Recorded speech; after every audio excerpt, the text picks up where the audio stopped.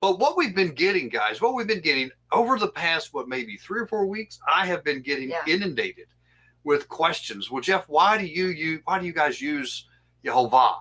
There's a lot of people use Yahuwah. A lot of people use Yahweh.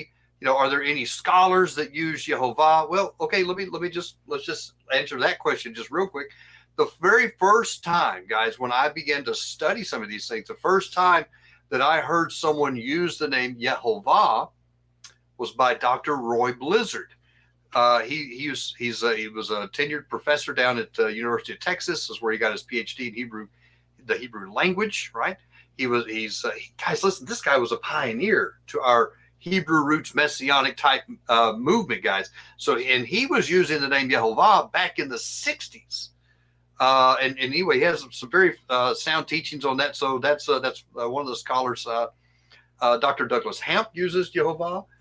Dr. Nehemiah Gordon uses Yehovah, and Nehemiah actually wrote his doctorate on some of the things with the name. So tonight, guys, all we're going to do is we're going to look into kind of like the case for Yehovah, or what about Yahweh? What about Yahuwah? What's going on when we look at these things academically, when we look at these things historically, when we look at these things in a linguistic manner?